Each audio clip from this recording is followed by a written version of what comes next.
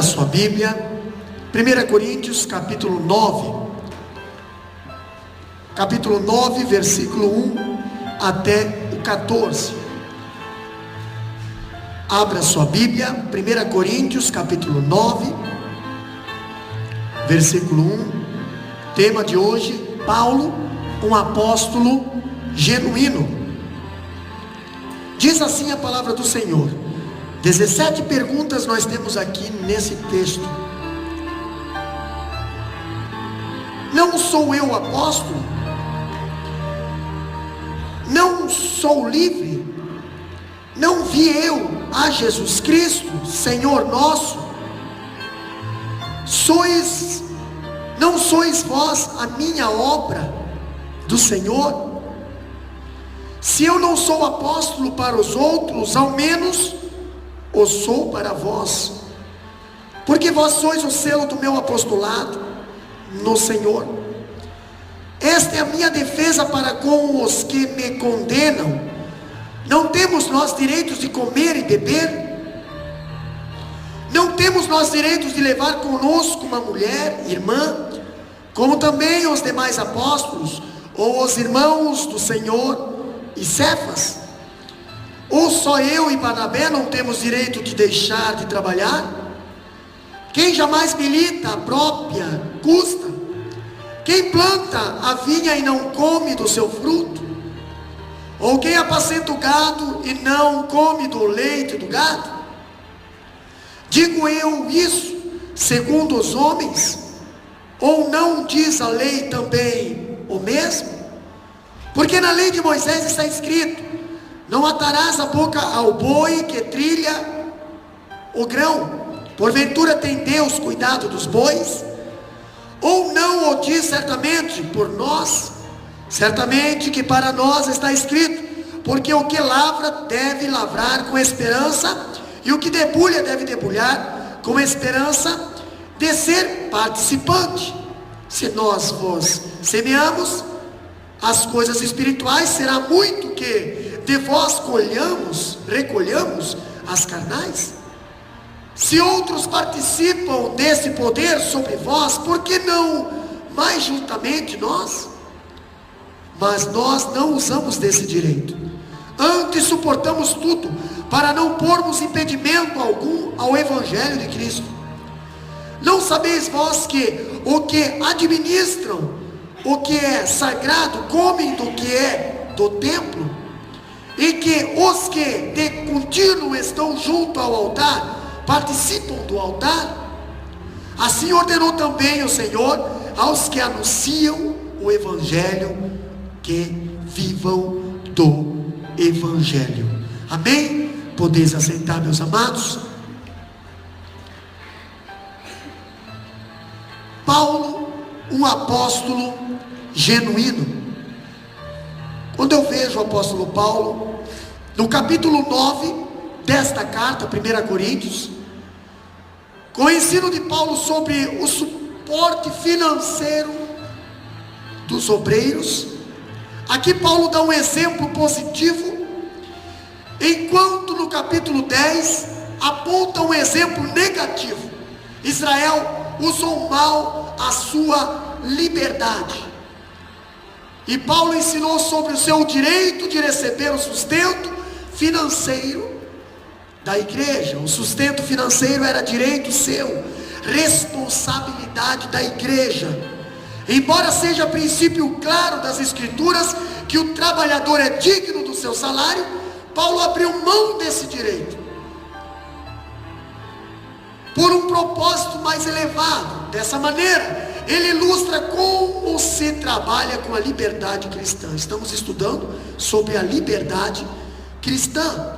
Receber o salário da igreja era um direito seu. O apóstolo fala isso. Mas ele abriu mão desse direito.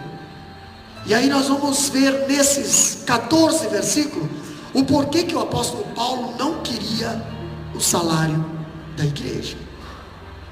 Paulo apresenta dois argumentos na sua defesa, ou em defesa sua, política sobre o sustento financeiro daqueles que trabalham na obra de Deus. e o direito de receber sustento da igreja, o direito de recusar esse mesmo sustento.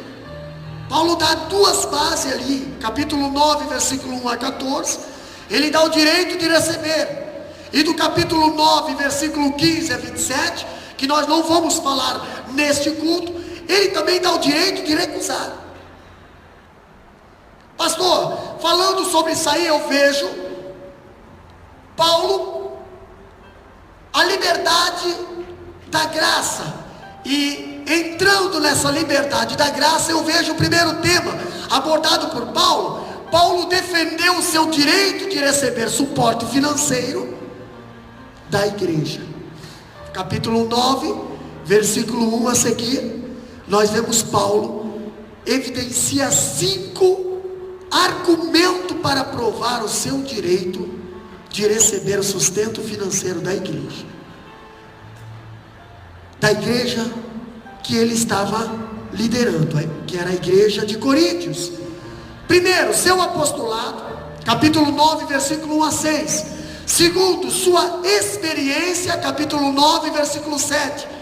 Terceiro, a lei do Antigo Testamento, capítulo 9, versículo 8 a 12. A prática do Antigo Testamento também, capítulo 9, versículo 13.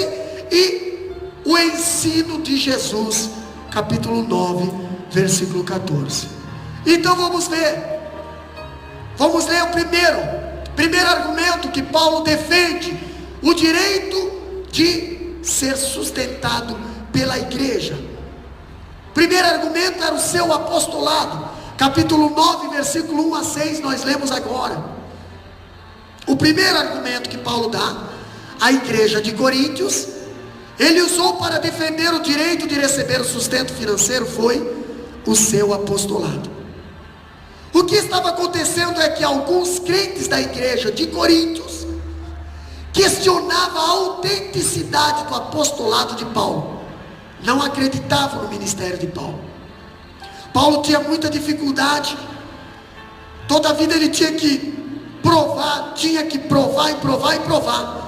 Alguns o consideravam um impostor. Por quê, irmã Dani? Porque Paulo então defende seu apostolado, mostrando que ele era um apóstolo autêntico, um apóstolo verdadeiro, e não um mentiroso, na qual encontramos muitos hoje por aí, líderes que se auto-intitulam líderes, mas nunca foram consagrados líderes, nunca foi colocado imposição sobre a mão deles diante da igreja, e sim se auto-consagraram, se auto-abriram um ministério e se auto-entraram numa liderança. Por quê?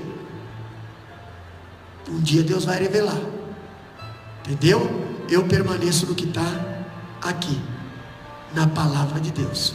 Pastor, o que diz aqui? Paulo defende o seu apostolado, mostrando que ele era autêntico. Paulo começa levantando a seguinte questão: qual era? Qual é a prova de um verdadeiro apóstolo? Qual que era a prova de um verdadeiro apóstolo? A Bíblia nos dá a prova de um verdadeiro apóstolo. Para ser um apóstolo, uma pessoa precisava possuir 2 credenciais, irmã Iane. Primeira credenciais, ter visto Jesus. Ter visto Jesus. Pastor, eu tive visão de Jesus. Não, eu não estou falando ter visão, eu estou falando ter visto Jesus. Por que os 12 apóstolos foram considerados apóstolos? Por quê? Porque viram Jesus carnalmente. Se lembra daquele dia que Jesus apareceu lá no meio deles e disse bem assim, paz seja convosco. Ninguém podia tocar em Jesus porque ele estava no corpo glorificado. Jesus só permitiu tocar o Tomé. Por quê? Porque o Tomé era aquele camarada que só acreditava vendo, né? Só esse. Pastor, o apóstolo Paulo fala lá no capítulo 9, versículo 1, lê lá para nós, bem alto. Não sou eu apóstolo, não sou livre, não vi eu a Jesus Cristo, Senhor nosso. Paulo está falando que ele viu. Paulo não está está dizendo que ele teve uma visão, Paulo está dizendo que ele viu. Essa mesma palavra, eu vi Jesus, no hebraico, conota com a mesma palavra que os discípulos viram Jesus naquele dia depois de ressuscitado. Conota que aquelas aproximadamente 500 pessoas que viram Jesus naquele tempo de 40 dias que Jesus ficou na terra, apareceu para os 2 discípulos de Emaús, apareceu para as mulheres lá no sepulcro, apareceu para os discípulos lá na casa, apareceu lá no monte da transfiguração, aonde Jesus foi ascendido ao céu. Tá bom? Entendeu? Esse tipo de visão Paulo ele defende. Ainda no capítulo de Atos, capítulo 1, versículo 21 e 22, ele fala bem assim, ó: é necessário, pois que os dos varões que conviveram conosco todo o tempo em que o Senhor Jesus entrou e saiu dentre nós, começando desde o batismo de João até ao dia em que dentre nós foi recebido em cima, um deles se faça conosco testemunha da sua ressurreição. Essa eram os requisitos do crivo para ser considerado um apóstolo. Está lá no Atos capítulo 1, versículo 21 e 22. Pastor, quando eu vejo Paulo falando que ele tinha visto Jesus, e ele também falava do segundo sinal, para ser considerado um apóstolo, tinha que ter sinais na sua vida. Aonde foi que foi pregado sobre sinais? Macai.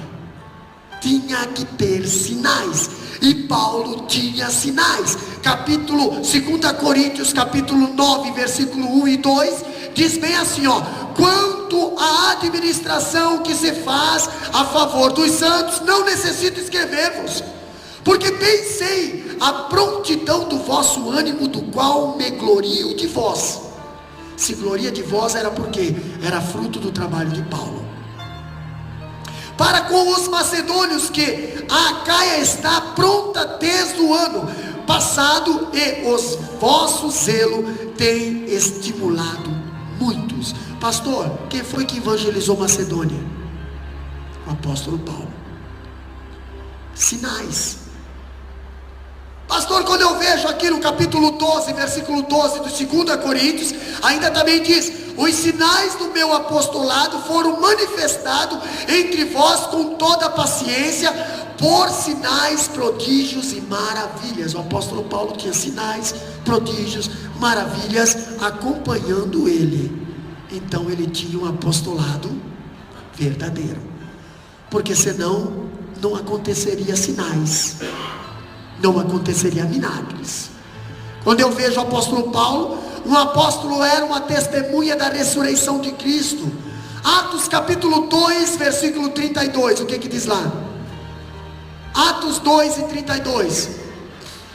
Tinha que ser testemunha da ressurreição de Cristo. Pastor, mas o apóstolo Paulo se converteu quantos anos depois aproximadamente? Foi estudado na aula de segunda-feira? 11 anos depois. O que que diz lá?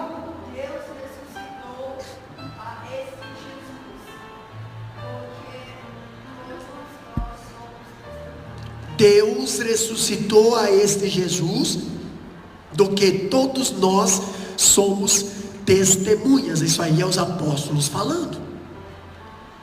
Então, para ser um apóstolo verdadeiro, tinha que ter visto Jesus ressuscitado, corpo glorificado, pessoalmente, não em visão. Entendeu?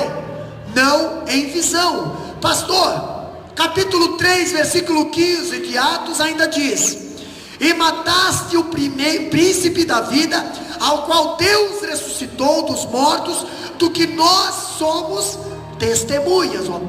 Ali os apóstolos estão dando testemunha que viram Jesus ressuscitado. Ainda no capítulo 5, versículo 32 de Atos, diz bem assim: e nós somos testemunhas acerca dessas palavras, nós e também o Espírito Santo, que Deus deu àqueles que lhes obedecem. Estão falando que viram Jesus ressuscitado, glorificado. Quando eu vejo o apóstolo Paulo, Paulo tinha essas duas credenciais: sinais e viu Jesus ressuscitado. Mas como? Não entendo, pastor. Aonde foi que ele viu? Se ele se converteu 11 anos depois aproximadamente, Jesus já tinha ascendido ao céu. Quem é que prova que Jesus não apareceu numa visão? A Bíblia. Não temos que ir atrás de nenhum teólogo, nós temos que ir atrás da Bíblia. Olha o que a Bíblia diz. Paulo tinha essas duas credenciais. Ele viu Jesus ressurreto na estrada de Damasco, e ele mesmo afirma à igreja de Coríntios, lá no capítulo 15, versículo 8, diz bem assim, ó: e afinal, depois de todos, foi visto também por mim, como por um nascido fora do tempo. Presta bem atenção nesse 1 Coríntios capítulo 15, versículo 8, que muitas das vezes a gente interpreta mal. Olha o que o apóstolo Paulo está dizendo aqui, ó: e afinal, depois de todos, está se referindo aos que viram Jesus lá na ressurreição. Depois de todos, foi visto também por mim. Está no mesmo patamar. Foi visto também por mim, como por um nascido fora do tempo. O que é nascido fora do tempo? Irmã Daniela, você é enfermeira. O que é uma criança nascida fora do tempo? Uma criança prematura. Como é que é nascer uma criança prematura? Eu nasci prematuro. Minha mãe ficou 2 meses na UTI. Foi parto a ferro. Foi arrancada a força. Nem sempre uma criança que nasce fora do tempo nasce com vida. Pastor, agora nós vamos entender o que o apóstolo Paulo está querendo dizer aqui no capítulo 15, versículo 8. É um nascido fora do tempo. O apóstolo Paulo se considerava um apóstolo nascido fora do tempo. Sim, ele viu Jesus no caminho de Damasco, o Cristo ressurreto. Paulo era uma testemunha da ressurreição de Cristo, mas vida fora do tempo. O que significa nascido fora do tempo? Eu anotei aqui. Primeiro, prematuro, nascido à força, uma criança que veio inesperada. Nossa, eu estava esperando para o mês que vem. Estourou a bolsa. Ai. E agora? Meu Deus do céu. Os demais apóstolos tornaram-se tais de maneira natural, tendo sido ensinado pessoalmente por Cristo, lentamente tendo tido um amadurecimento graduativamente. Imagina, passaram 3 anos com Jesus, né? Quando você passa, você convive, você aprende um pouquinho hoje, amanhã você aprende mais um pouco, cada milagre uma experiência, cada milagre. Pastor, o apóstolo Paulo não teve essa experiência que os discípulos tiveram. O apóstolo Paulo foi no susto. O apóstolo Paulo nasceu, conviveu e pronto, já botou ele como apóstolo. Pastor, foi assim a chamada do apóstolo Paulo. Por isso ele sofreu. Ele mesmo diz que ele veio fora do tempo. Ele não teve o privilégio que os outros discípulos tiveram de acompanhar Jesus, de aprender com Jesus. Não, ele não teve esse privilégio. Agora, quando eu vejo aqui, Paulo de Tarso surgiu repentinamente, ainda um tanto imaturo, nasceu prematuro, nasceu morto, aborto, e recebeu vida no ato do nascimento. Ele mesmo diz, ele mesmo fala, e nós vamos ver aqui que o apóstolo Paulo, ele fala que ele nasceu como um aborto, como algo abortivo, algo morto. Pastor, quando se encontrou com Jesus, ele recebeu vida. Quando você estava lá fora, você era considerado morto. Mas quando você teve encontro com Jesus, você recebeu vida. Portanto, agora nenhuma condenação há para os que estão em Cristo Jesus. As coisas velhas já passaram, isso que tudo se fez novo. Agora tu és uma nova criatura. Quando eu vejo o apóstolo Paulo, qual era a segunda credencial do apóstolo Paulo? Um ministério recebido de Cristo e confirmado por sinais. O ensino de Paulo recebido de Cristo. Foi ele testemunha esse fato com clareza. O que diz lá? Gálatas 1, versículo 11 e 12. Lê lá para nós. Aonde foi que o apóstolo Paulo aprendeu? Porque os discípulos aprenderam com Jesus 3 anos. E o apóstolo Paulo, que só teve aquela aparição ali só. Mas faço-vos saber, irmãos, que o evangelho que por mim foi anunciado não é segundo os homens, porque não o recebi, nem aprendi de homem algum, mas pela revelação de Jesus. Presta atenção, olha só. Mas faço-vos saber, Gálatas 1, versículo 11 e 12. Mas faço-vos saber, irmãos, que o evangelho que por mim foi anunciado, presta atenção agora, não é segundo os homens. Entendeu? O que você está recebendo agora é evangelho segundo a homens. Está passando o canal de homem aqui. Pode ser talvez manipulado. Eu sempre peço para Deus nunca me deixar manipular a palavra de Deus. Mas corre esse risco. A própria Bíblia diz que a profecia é sujeita ao profeta. Agora, o que o apóstolo Paulo recebeu não foi segundo a homem, foi direto do Cristo.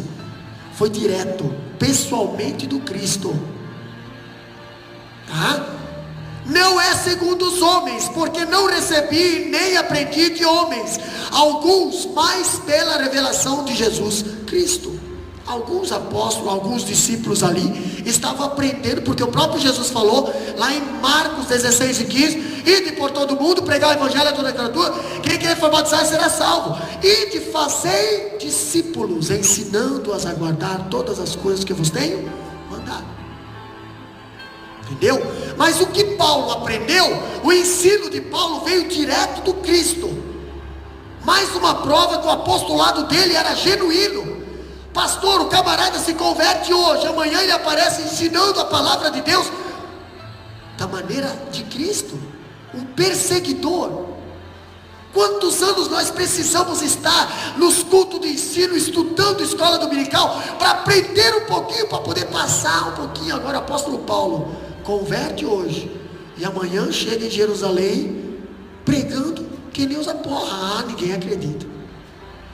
Não acredita. Entendeu? É fácil você crescer, né? Tipo, vai do auxiliar, cooperador, diácono, presbítero, evangelista, pastor. A igreja te acompanha, a igreja observa, a igreja confirma, a igreja acredita no teu trabalho. Agora você é perseguidor, matador de cristão, matou teus filhos, matou o pastor, matou o líder, e agora aparece como pastor. Aparece na cidade como pastor. Pastor do céu, misericórdia. Você apareceria aqui, não ia acreditar também. Nós somos carne. Muitas vezes a gente não acredita no irmão que está do nosso lado, trabalhando, com dificuldade, mas está ali. É uma bênção. Vamos acreditar num que era perseguidor alcoólatra, que era meu Deus.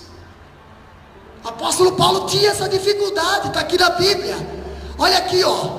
E sobre os sinais, Paulo poderia cumprir esses requisitos de um verdadeiro apóstolo? Sim, veja o que o seu testemunho diz. Capítulo 12, versículo 12, nós já lemos. O apostolado dele era seguido de sinais, maravilhas e prodígios. Paulo tinha todas as credenciais de que um verdadeiro apóstolo, ele era um apóstolo genuíno. Paulo ainda argumenta que qualquer pessoa poderia questionar a genuidade dele, menos a igreja de Coríntios. Por quê? Porque a igreja de Coríntios era fruto do trabalho dele, era fruto da semente dele, era fruto da plantação dele. Ele plantou, estava regando, agora ele estava colhendo, e ainda aquelas pessoas não acreditavam que ele tinha o chamado de Deus. Misericórdia, né? Que ingratidão, né? Oh Deus, que nos livra desse tipo de ingratidão, né? O apóstolo Paulo, isso porque a conversão deles era a prova, a eficácia do seu ministério, o selo do seu apostolado, como diz lá no capítulo 9, versículo 1 e 2. Aqueles que estavam questionando legitimamente a legitimidade do seu apostolado, não deveria questionar. Por quê? Sabe por quê? Por duas razões. Primeira razão é essa, ó. O primeiro argumento de Paulo é colocado por meio de uma afirmativa. Olha só, capítulo 9, versículo 2 em 1 Coríntios, acompanha lá. Se não sou apóstolo para outros, certamente o sou para vós outros, porque vós sois o selo do meu apostolado no Senhor. Vós é a prova da minha chamada. Você está liberto porque Deus me usou para orar por você, e você ainda. Você está besta porque Deus me usou. Então está aí a prova, pastor. Ou seja, aquela igreja era filha do apóstolo Paulo e não acreditava no apostolado do apóstolo Paulo. Ainda dizendo, ele gerou aqueles irmãos em Cristo Jesus. Paulo diz no capítulo 4, versículo 15 de 1 Coríntios: ainda que tivéssemos milhares de preceptores em Cristo, não tereis contudo muitos pais, pois eu, pelo Evangelho, vos gerei em Cristo Jesus. O apóstolo Paulo era pai da igreja de Coríntios, e os coríntios não acreditavam no apostolado dele, não acreditavam na chamada dele, achava que ele era um impostor. Por quê? Porque não viu Jesus. Então da onde que ele aprendeu tudo aquilo ali? Da onde que ele aprendeu tudo aquilo ali? Pastor, ainda falando, o segundo argumento que Paulo fala, o segundo argumento é outra afirmativa: eficácia. Olha, capítulo 9, versículo 2 de 1 Coríntios diz bem assim, vós sois o selo do meu apostolado no Senhor. Vós sois o selo. O que é selo? O selo era usado para os reis. Os reis, quando confirmava, ele pegava o anel dele, botava uma parafina ali derretida e cravava o anel dele ali, está confirmado. Quando Jesus foi preso, foi colocado a pedra, o rei foi lá e selou. Está selado aquele, entendeu? Pastor, agora o apóstolo Paulo diz que vós sois o selo do meu apostolado, vós sois a marca do meu apostolado. Ainda dizendo, e o que é um selo? Alguma coisa que dá a outro direito de posse. Quando se marcava alguma coisa ou objeto com o selo, ninguém poderia violar aquele objeto. Era propriedade exclusiva, inalienável ao dono. Ou a igreja de Corinto tinha provas de sobejo da legitimidade do seu apostolado de Paulo.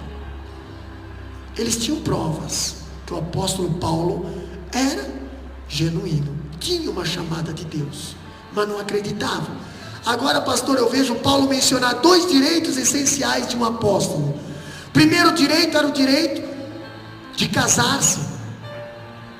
Eu vejo Paulo defendendo dois direitos que era dele, entendeu? Eu vejo Paulo defendendo o direito de casar-se. O que diz ali no capítulo 9, versículo 5? Lê lá para nós bem alto. Não temos nós o direito de levar conosco uma mulher, irmã. Olha só, a Bíblia fala ali mulher, irmã. Irmã, lá no original, é considerado como se fosse mulher também, entendeu? Tem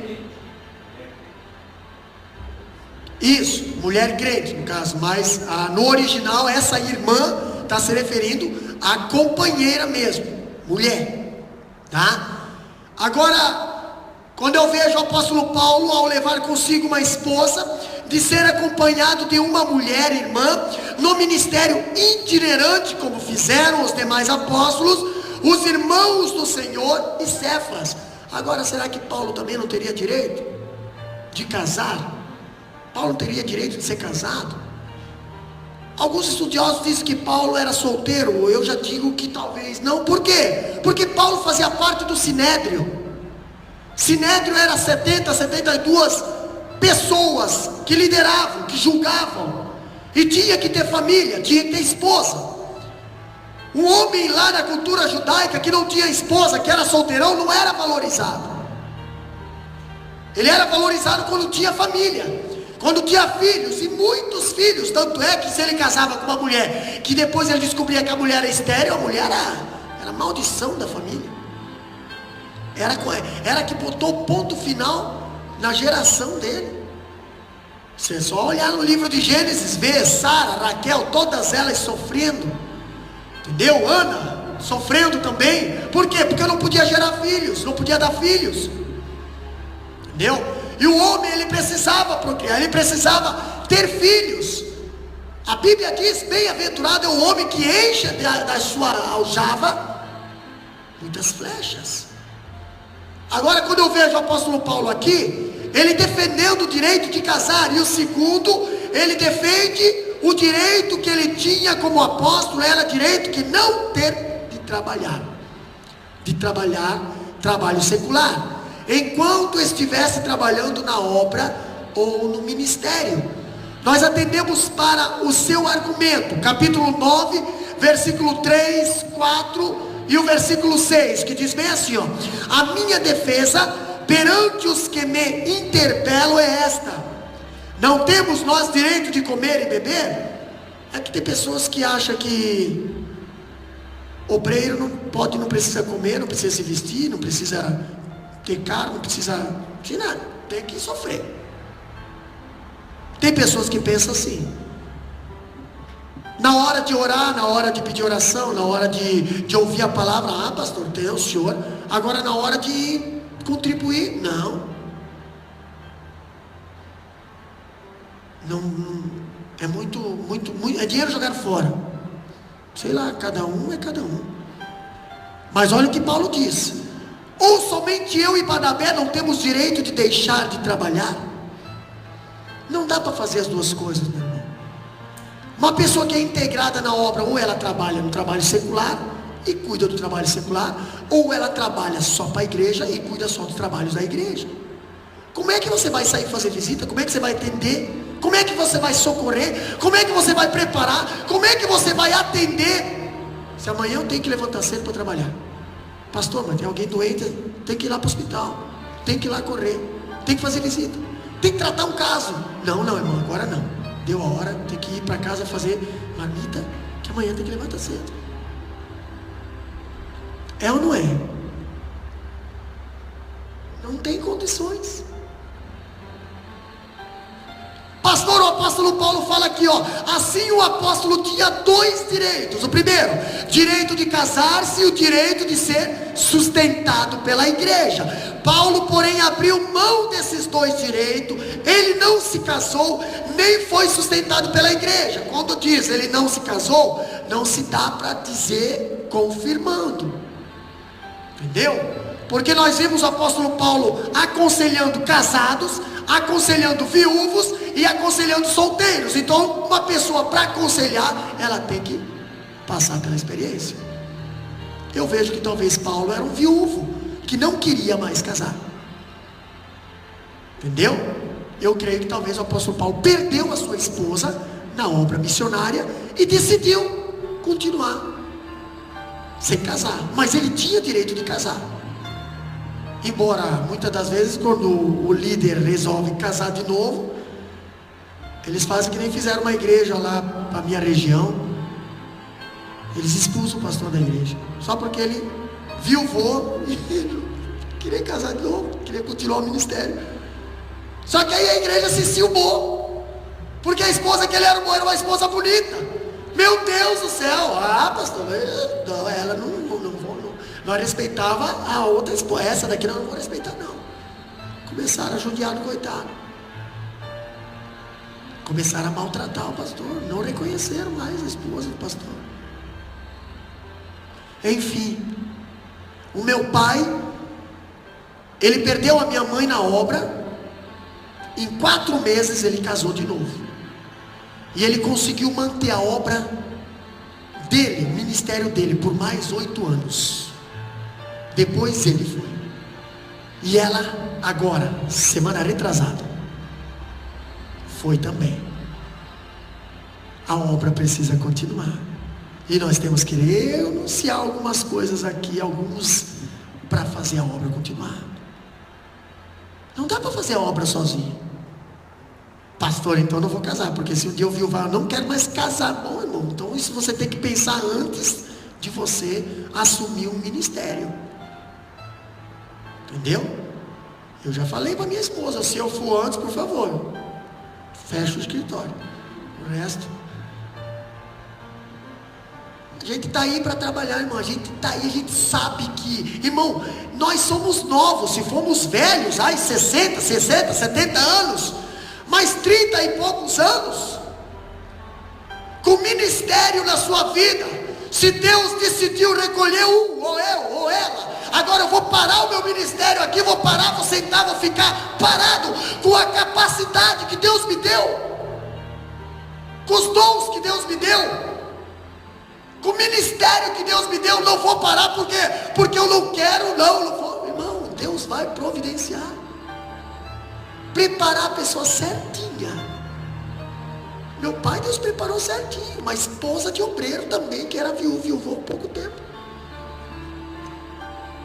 mas encaixou que nem uma luva, entendeu? Ele até engordou depois. Estou falando de ministério, eu estou falando de líderes, que hoje estão sozinhos e estão tentando tocar o ministério sozinho, ou vice-versa.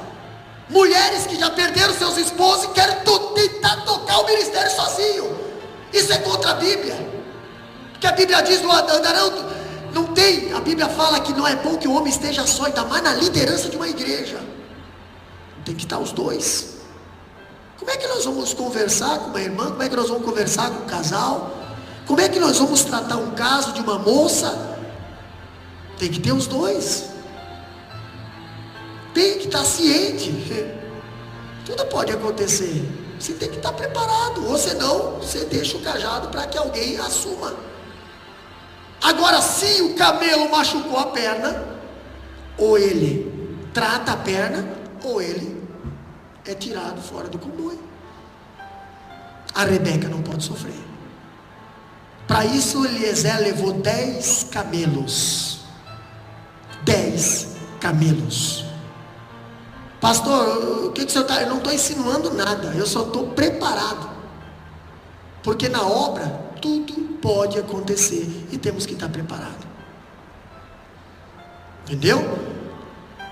Pode um, pode outro, pode os dois.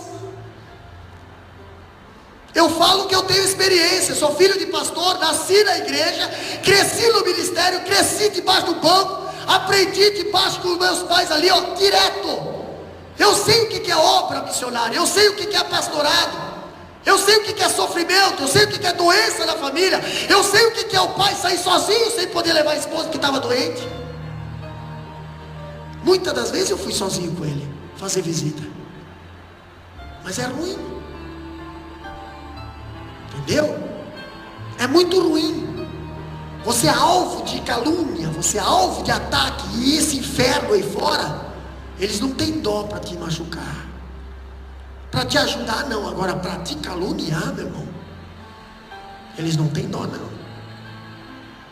Agora quando eu vejo o apóstolo Paulo falando aqui, o apóstolo tinha dois direitos: o direito de casar e o direito de ser sustentado pela igreja. Havia obreiros que estavam sendo sustentados pela igreja de Coríntios, enquanto Paulo precisou trabalhar para o próprio sustento. Tinha acepções de obreiros ali, aqueles lá tem que trabalhar, não, aqueles lá nós sustentamos, e esse daqui tem que trabalhar. Dentro de uma mesma igreja, a igreja de Coríntios. Está aqui, eu vou provar pela Bíblia para vocês.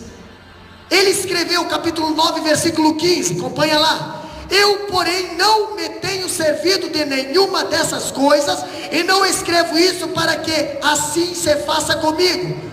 Em outras palavras, Paulo está dizendo: eu não usei o direito de ser sustentado, nem estou escrevendo essas cartas para que vocês me sustentem. Para arrematar o seu argumento, Paulo usa uma expressão extremamente forte. Capítulo 9, versículo 15, parte B. Porque melhor que me fora morrer, antes que alguém me anule esta glória. Por que o apóstolo Paulo não queria ser sustentado pela igreja de Corinto?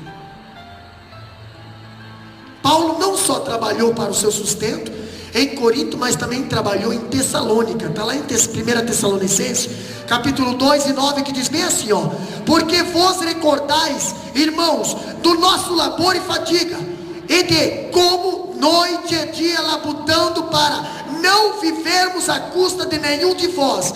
Vós proclamamos o Evangelho de Deus. 1 Tessalonicenses capítulo 2, versículo 9. Ainda eu vejo, era direito seu ser sustentado pelas igrejas, mas Paulo trabalhou também em Éfeso, enquanto pastoreou aquela igreja 3 anos.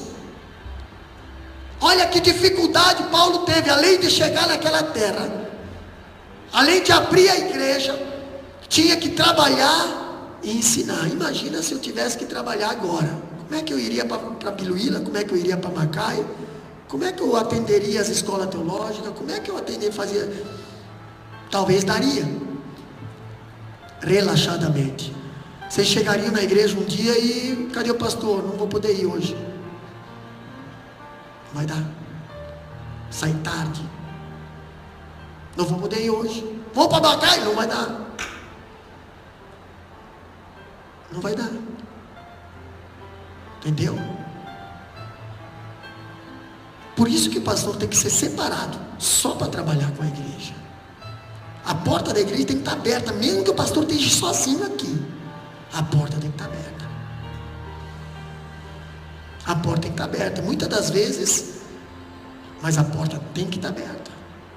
Abriu a porta que Deus abre, ninguém pode fechar. Ninguém pode fechar. O povo pode desanimar, o povo pode, mas a casa do Senhor, a Rebeca não pode parar. Pastor, se o camelo está demorando, troca o camelo. O camelo é o líder. A Rebeca é a igreja. Eliezer é o Espírito Santo. Se o Eliezer vê que o camelo está negando, ele pega o outro. Ninguém é insubstituível, né? Ninguém é insubstituível. Ainda eu vejo a palavra de Deus falando aqui. Paulo não só trabalhou, ainda era direito dele ser sustentado. Ainda lá na frente, direitos.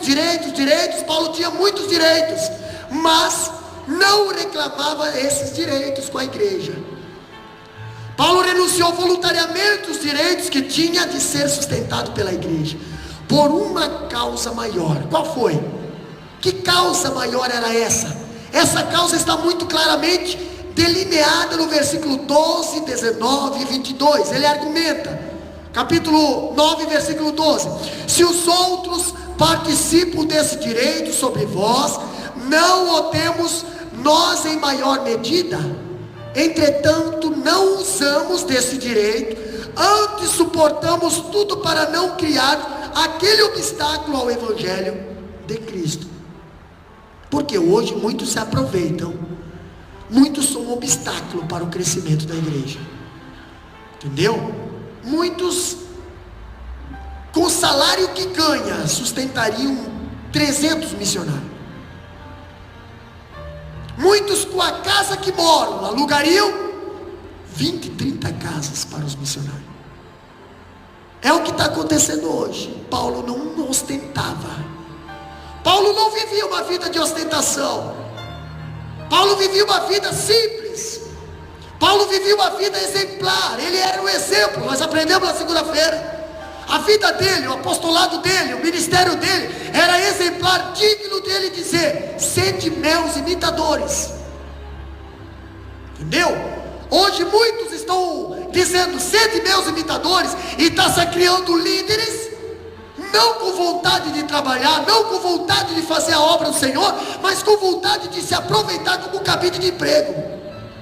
Não querem trabalhar, só querem ter o salário. Querem sugar a lã das ovelhas. Entendeu? Olham para o país, por exemplo, a Austrália, que nós estamos aqui, olham para a Austrália com outros olhos. Até dizem, na Austrália tem 400, 500, 600, não sei quantos membros. Dizem até que está sem pastor. Mentira, tem pastor aqui. E tem aprisco aqui. E tem alimento aqui.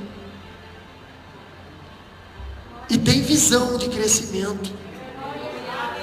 E tem visão missionária. Entendeu? Deus não dá dois tipos de visão, não. Deus não abre duas portas no mesmo lugar, não. Deus não faz contenda, Deus não faz confusão.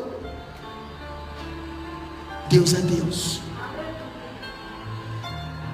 Entendeu? Pastor, quando o apóstolo Paulo fala, as palavras obstáculos é uma fenda no solo, um obstáculo no caminho. Paulo não queria criar empecilho para o avanço da igreja. Irmão, quanto foi que nós estávamos vindo de Macai? Quem foi que 100 milhões, não sei o que lá, nós estávamos começando alguma coisa ali, que ainda eu pedi pro irmão ali, quantas igrejas nós construiria com esses 100 milhões? Acho que foi a construção de alguma coisa lá no Brasil, que foi mais um ponto turístico do que não tem porta aberta para o pobre entrar, não tem porta aberta para o mendigo entrar, não tem porta aberta para a prostituta entrar, é só nego da alta que entra lá. Aí eu pergunto, quanto foi gasto naquilo lá? 100 e poucos milhões. Pois é, não teria necessidade. Tinha uma igreja na frente, porque o irmão Fábio foi lá, não deixaram entrar, ele entrou na igreja na frente. Não teria necessidade. Estamos aqui lutando para construir, para comprar um terreno. Estamos lutando aqui para comprar um terreno ainda. Estamos lutando. Lutando para falar para os irmãos, lutando para falar para os membros da igreja que o ministério é sério. Mas o povo não acredita. O povo não acredita. Lutando para te fazer acreditar que o trabalho é sério, transparente, mas o povo não acredita. Aí vem os lobos devoradores lá de fora, fala um monte de linguiça, fala um monte de besteira, aí o povo, entendeu? Mas quando se fala a palavra de Deus, o povo não acredita. Missionário está lá na Bahia, temos mais um agora na Índia, e nós aqui também somos missionários mantidos pela casa do Senhor, sofrendo, porque é apertado muitas das vezes. Não reclamo, mas eu passo isso para a igreja, porque é a igreja que nos mantém.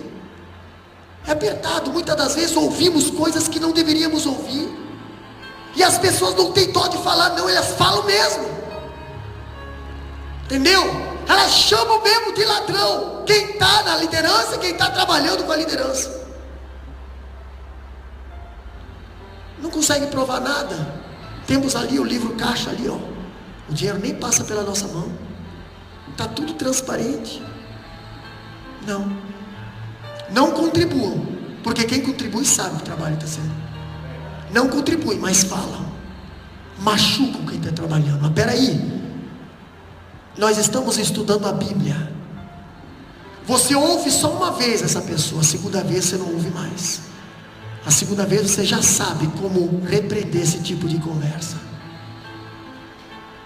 Isso é obra de macumbaria, você murmurar da obra do Senhor. Isso é obra de feitiçaria. Pastor, em segundo plano eu vejo a experiência humana do apóstolo Paulo, para provar. Capítulo 9, versículo 7. O segundo argumento que Paulo usa o seguinte é: quem jamais vai à guerra à sua própria custa? Ninguém vai à guerra sozinho, sem não ter ninguém que invista nele, sem não ter ninguém que patrocina ele. Está ali na Bíblia, capítulo 9, versículo 7. Quem planta uma vinha e não come do seu fruto? Pastor, eu tenho cheio de pé de tomate lá em casa. Pois é, você faz esses pés para nós vender. Eu tenho um comércio assim. Tu não pega 2 tomatinhos para você comer com a tua família? Rapaz, que ditadura tem na tua casa. Fazer bolo, fazer coxinha, caburu aí, fazer tudo. Pastor, a irmã Lenice faz ali aquela feijoada gostosa para o povo comprar. Será que não fica um pouquinho de feijoada para a família comer em casa? Não fica. Ela tem direito de comer daquela feijoada. Foi ela que fez. Ela trabalhou para aquilo. O que o apóstolo Paulo está falando no capítulo 9, versículo 7? Ou quem apacenta o rebanho e não se alimenta do leite do rebanho? Está aqui na Bíblia, meus irmãos. É um direito. O apóstolo Paulo estava brigando por esse direito, que ele tinha direito. E ainda mais, olha só, Paulo utiliza 3 metáforas comuns para descrever um ministro cristão. Primeiro, o ministro é um soldado, o ministro é um agricultor, o ministro é um pastor. E ele diz o seguinte: que soldado vai à guerra às suas próprias custas. Pastor, está dando guerra aí com o coreano lá e vamos supor a Austrália, né? Beleza, pastor, então eu vou me alistar. Aí o governo diz bem assim: só que você vai ter que pagar a tua munição, tu vai ter que comprar arma. Quem é que vai à guerra com as suas próprias custas? Não, eu tenho que comprar farda, tenho que comprar comida, tenho que comprar. Não, irmão, quem vai manter você é o general, é o país. Assim quem está mantendo nós? Quem está mantendo o povo de Deus? Dono da seara. É o dono da seara. Você está saindo plantar, mas você vai ter direito de levar os molhos contigo. A Bíblia diz: aquele que sai plantando, com certeza vai trazer consigo os molhos. E olha que é molho, você saiu plantando, você vai voltar com molho.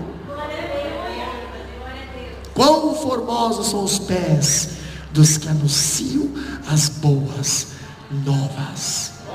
Ainda falando, pastor, olha só, Paulo, ele fala qual é o agricultor que colhe o fruto da lavoura e não tem direito de comer o seu fruto? Todas essas perguntas o apóstolo Paulo faz ali. Qual é o pastor que cuida do rebanho e não se alimenta do leite do rebanho? Está ali na Bíblia. É muito claro, capítulo 9, versículo 7, está ali. Paulo usa a linguagem da experiência humana nessas 3 figuras, para dizer que ele tinha o direito de receber sustento da igreja. Ele tinha o direito, mas ele viu que ele ia ser uma pedra, ele ia ser um atraso para aquela igreja se ele aceitasse da igreja de Corinto. E nós já comentamos isso. O ministro cristão tem o direito de esperar os benefícios do seu labor. Se isso é verdade no âmbito secular, quanto mais no âmbito espiritual. Olha aqui, a lei do Antigo Testamento também nos dá direito disso. O que diz lá? Capítulo 9, versículo 8 a 12, diz bem assim, ó: porventura farão isso como homem, não o diz também a lei? Está falando a lei, a Torá, a lei dos judeus, tá? Porque na lei de Moisés está escrito, o que está escrito? Não atarás a boca do boi que quando pisa o trigo. Irmão, sabe o que estava acontecendo? As pessoas eram tão miseráveis. Hoje existem pessoas tão miseráveis que até os grãos de arroz eles contam. Mas naquele tempo existia também judeu ali miserável, que o boi estava ali moendo, o boi estava ali pisando o trigo, o boi estava com fome, não, estava com cesto na boca, não podia comer, não podia. O boi estava enfraquecendo, o boi estava ficando fraco, apanhando, mas não podia comer. E nós vemos aqui Jesus falando, que o boi tinha direito de andar livre, comer a hora que ele queria. Era daqui que vinha o sustento dele, era daqui que vinha a força dele. Mas a avareza, o egoísmo fazia o quê? Fazia o boi morrer de fome. Pastor, o que diz a Bíblia ainda? Acaso é com bois que Deus se preocupa? Claro que não. Claro que não. Ou é seguramente por nós que ele diz, certo que é por nós que está escrito, pois o que lavra cumpre fazê-lo com esperança, e o que pisa o trigo façam na esperança de receber parte que lhe é devida. Pastor, como é que o boi vai ter esperança? Estamos usando o boi, mas vamos trazer para o ministério. Como é que um boi vai ter esperança de trabalhar se ele nem pode se alimentar? Estou usando o boi, mas vamos trazer para o ministério, vamos trazer para o lado de liderança. Como é que a pessoa hoje, porque existe essa situação precária no meio da obra cristã. É triste nós falar isso, mas existe. Existem missionários hoje que ganham pagamento, tem que pagar o seu próprio aluguel, tem que pagar gasolina, e ainda tem que ajudar os irmãos. Muitas das vezes, pastor, meu camarada não ganha nem para ele. Não ganha nem para ele. Um dia o pastor Juarez chegou lá na cidade do meu pai. Eu sempre conto esse testemunho. E ele sentou um dia lá na mesa do pai. Ele olhou assim, notou alguma coisa diferente. Ele olhou assim: pastor João, está passando por algum problema? Não, está tudo certinho, tudo certinho. O pai nunca deixou desaparecer. Está tudo certo. Não, pastor, tem alguma coisa. Ué, por quê? Porque nunca teve fruta murcha na sua mesa. O Senhor sempre teve frutas novas no cesto da mesa. Todas as vezes que nós viemos aqui, o Senhor sempre tinha frutas novas no cesto da mesa. E essa vez as frutas estão murchas. A banana está podre.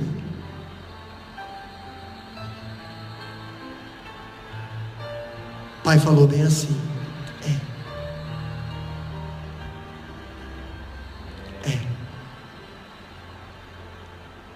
O que estava acontecendo? O pai era pastor de uma igreja onde era pobre.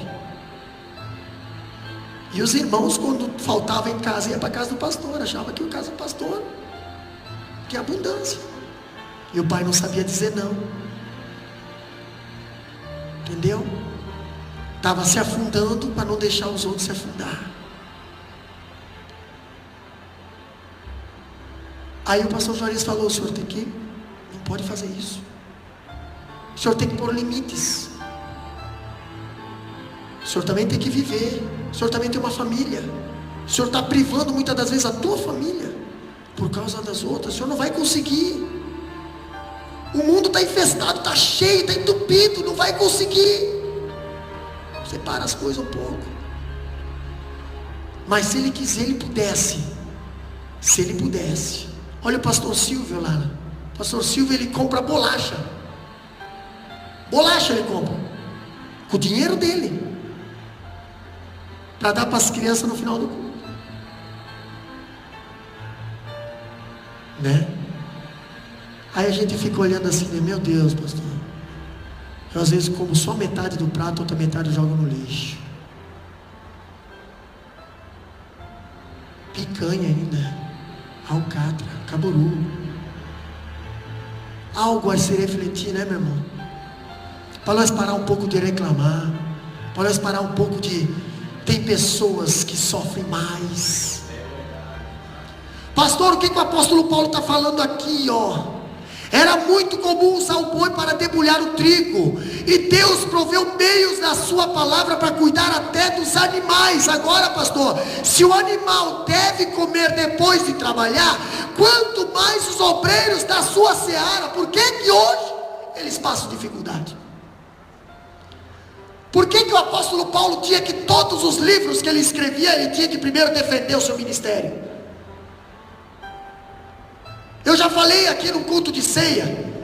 Hoje, se você vai dizer aí no mercado, aí mas no Brasil, você vai lá fazer um crédito numa loja, você dizer assim: olha, qual é a tua profissão? Eu sou pastor. Entendeu? Sou pastor. Por que será? Por que não está sendo mais acreditado nesse ministério? Se esse ministério é de Deus, tem alguma coisa errada. Ou tem alguém usando esse ministério, manchando a imagem, ou tem alguma coisa errada. Quando eu vejo o apóstolo Paulo falando, ele tem cuidado. Deus impeliu que se atasse a boca do boi na hora que ele estava trabalhando. Está trabalhando, tem direito de comer. Por que o povo de Israel, quando saiu do Egito, Deus não deixou eles sem trabalho? Já falei aqui uma vez sobre o pão do maná. Entendeu? Era muito fácil ficar lá na tendinha e o maná caindo do céu. Oh, maravilha! Todo dia de manhã ia lá, apanhava maná, ia lá, comia, beleza. Mas Deus não ia cumprir a palavra dele. Quem não trabalha, não come. Não, o maná tinha que ser moído, o maná tinha que ser preparado, e o maná era... Aí sim, tinha trabalho para o povo lá no deserto. Tinha trabalho. Quem não trabalhava, pastor, o maná tinha um horário para apanhar. Era de madrugadinha, era cedinho, no amanhecer do dia, antes de nascer do sol. Quando estava amanhecendo, tinha que apanhar, porque quando nascia o sol, derretia tudo. Quem não levantava cedo, não tinha pão. É assim. Quem não levanta cedo, meu irmão, não tem pão. Não tem pão. Vamos para frente. Ainda, o princípio está na palavra, não por causa dos bois, mas por causa de seus servos. Paulo está dizendo que o obreiro que trabalha na obra de Deus tem direito de estar sendo sustentado pela obra. Era isso que Paulo estava defendendo, tá? Em 1 Timóteo capítulo 5, versículo 17 a 18, diz bem assim, ó: deve ser considerado merecedores de dobrados honorários os presbíteros que presidem bem com especialidade os que se afadigam na palavra e no ensino, pois a escritura declara: não amordaceis o boi quando pisa o grão, e ainda o trabalhador é digno do seu salário. Os líderes da igreja lá no templo de Jerusalém eram os presbíteros, os anciões da igreja, entendeu? Agora, quando eu vejo aqui em capítulo 9, versículo 11, a lógica do apóstolo é o seguinte: se nós vos semeamos as coisas espirituais, será muito recolhemos de vós bens materiais. A Bíblia diz: abençoareis o que te abençoar, amaldiçoareis o que te amaldiçoar. Então existe uma lei da troca. Aquele que dá um copo de água a um dos pequeninos, empresta a Deus. Tu pode ter certeza, se emprestar a Deus, vai vir com juro e correção monetária. Vai uma cachoeira para você. Quando você faz algo para a casa do Senhor, quando você faz algo para a obra missionária, você não está fazendo algo para o pastor, você não está fazendo algo para os obreiros, algo para a líder, você está fazendo direto para Deus, direto para Ele. O selo do teu ministério, essa igreja está cheia hoje. A prova de que você está ajudando a plantar nesta seara. Pastor, quando eu vejo aqui ainda falando, isso pode ser ilustrado com a experiência do povo judeu. Assim como os judeus semearam bênçãos espirituais na vida dos gentios. Por quê? Porque veio dos judeus a salvação. Dos judeus saíram os apóstolos para pregar aos gentios. Agora, os gentios deveriam retribuir aos judeus as bênçãos materiais. Quem é que estava ajudando os judeus agora? Os gentios. O apóstolo Paulo estava saindo, recolhendo ofertas para ajudar os irmãos lá em Jerusalém, que estavam passando por perseguição. Os judeus abençoaram os gentios com a palavra, com a salvação, porque veio de Israel a salvação. E os gentios retribuíram eles com ofertas, donativos e apoio na hora da perseguição. Pastor, ainda falando, olha aqui, esse é o princípio que Paulo está trabalhando e ele o repete na carta aos Gálatas. Gálatas capítulo 6, versículo 6 diz o quê? Mas aquele que está sendo instruído na palavra, faça participante de todas as coisas boas aquele que o instrui. Vamos para frente. A prática no Antigo Testamento, para nós encerrar. Qual era que era a prática no Antigo Testamento? Paulo cita alguns exemplos para legitimizar o seu direito de receber o sustento da igreja. O argumento agora está fundado na prática do Antigo Testamento. Capítulo 9, versículo 13, lê lá para nós. Não sabeis vós que o que administram, o que é sagrado, comem do que é do templo? Ele está falando de quem? Dos sacerdotes. Os sacerdotes administravam o sacrifício. Os sacerdotes tiravam uma parte do sacrifício para eles comer lá, entendeu? Cada tribo era responsável para trazer pão para o tabernáculo. Por isso que tinha a mesa dos pães no tabernáculo. Tinha 12 pães no tabernáculo, entendeu? Cada tribo era responsável para trazer um pão para manter os levitas que trabalhavam no tabernáculo. Agora eu vejo, Se você ler atentamente o capítulo 9 de 1 Coríntios, perceberá que quase todo ele está em forma de perguntas. Quantas perguntas eu falei que tinha ali? 17. Mas não é no capítulo todo, só até no versículo 14, tá? Eu imagino Paulo como um orador na tribuna defendendo a sua causa. Irmãos, Paulo tem que ficar fazendo pergunta para a igreja. Irmão, será que eu não tenho direito?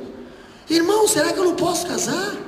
Irmão, será que eu tenho que largar a obra para ir trabalhar, para manter a obra? Irmãos, Paulo fazendo pergunta para a igreja. Essas perguntas estavam sendo feitas para a igreja de Coríntios.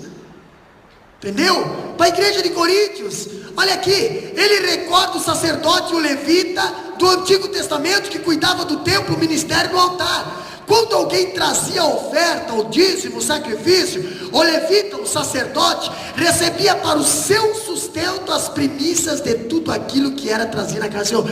Se lembra da festa das primícias?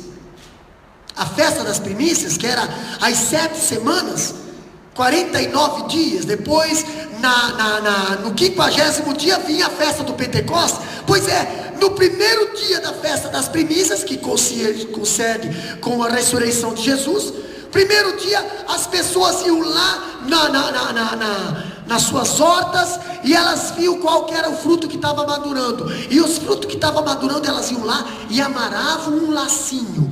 Por quê? Porque era essas que estavam madurando primeiro. Lacinho, as que estavam madurando, eles eram tão zelosos com a lei. Entendeu? Eles não iam assim, quanto é que esse aqui vai para. Não, eles iam lá. As primícias, são as primeiras as primeiros frutos que maduravam, eram esses que tinham que ser apresentados ao Senhor. Eram as primícias. Eles iam lá, tinha que ter um molho, cada molho, lá, beleza. Deu molho, aí colhiam só os que estavam marcadinhos. Primeiro, irmão Gelson, levava lá no sacerdote. O sacerdote pegava aquele molho, levava lá diante do altar, apresentava ao Senhor. E aí, pastor? Aí vinha e dizia: agora vocês podem colher, agora está abençoado a colheita. E nessas 7 semanas o povo colhia, e era aquela fartura, e era aquela abundância, tanta abundância, irmã Eli, que no 49º dia eles paravam de colher para se preparar para a festa do Pentecoste, que era a festa do colono. Entendeu? Que era a festa tipo de agradecimento a Deus pela abundância. Os celeiros estão cheios. Festa do Pentecostes no 50º dia. Entendeu? Mas primeiro eles se preocupavam com o que era para Deus, para o sacerdócio, para a casa do Senhor. É muito sério hoje. Hoje, meus amados, nós vivemos uns dias que as coisas para Deus são as últimas. Não, pastor, a gente não entendemos por que muitas das vezes andamos com os freios de mão puxados, andamos com as coisas de arrasto. Por quê, pastor? Porque você não tem o zelo de ir lá ver, pastor, o que entrou aqui, o que é primeiro, o que foi primeiro aqui, isso aqui. A primícia é do Senhor. Leve a sério isso, que você vai ver os teus celeiros entupirem. Você vai ter que comprar freezers. Na realidade não, você vai começar a distribuir com os teus irmãos. Aqui, irmão, aqui, ó, pega aqui a bênção, pega a bênção de Deus, irmão. É isso aí. É isso aí. Agora não se preocupa, agora se preocupa com as primícias. Está aqui a lei. O 5º lugar, eu vejo o ensino da palavra do Senhor através de Jesus. Irmã Eli, se prepara. Eu vejo que o último argumento de Paulo está lá no capítulo 9, versículo 14. Ele usa provavelmente o mais forte, pois se trata de uma palavra do próprio Jesus. Qual era? Assim ordenou também o Senhor aos que pregam o Evangelho, que vivam do Evangelho. Está lá no capítulo 9, versículo 14. Talvez Paulo esteja citando o que Jesus mencionou em Mateus 10:10. Abre lá. O que Jesus mencionou em Mateus 10:10? Nem alforjes para o caminho, nem 2 túnicas, nem sandálias. Olha aqui. O que Jesus está falando no 10:10?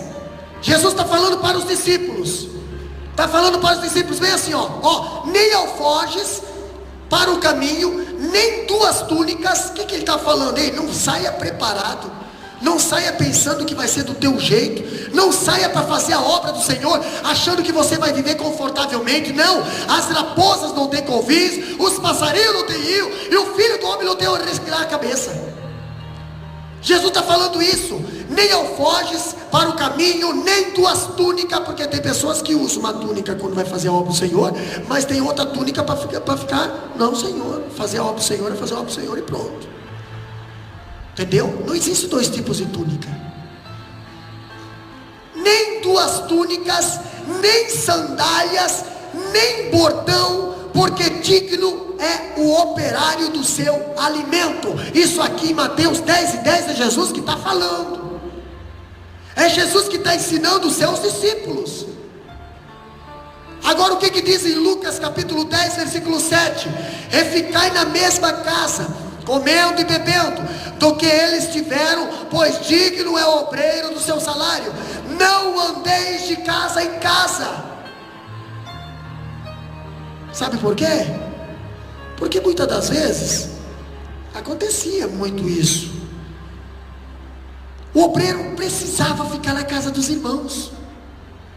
Hoje eu vou na casa de quem? Hoje eu vou lá na casa da irmã Daniela. Já vou de manhã, aí já fico para o almoço, já enrolo até na janta. Que horas que o irmão Fábio chega? O irmão Fábio chega lá pelas 4h30. Então eu vou esperar ele. A irmã Daniela vai ter que fazer a janta. E lá vai o obreiro comer junto com a janta. Beleza, no outro dia eu vou lá na irmã Eliane. Entendeu? A Bíblia não nos ensina isso. A Bíblia diz bem assim, ó, não andeis de casa em casa com essa intenção. Por quê? Que os missionários hoje, lá do sertão, têm esse costume.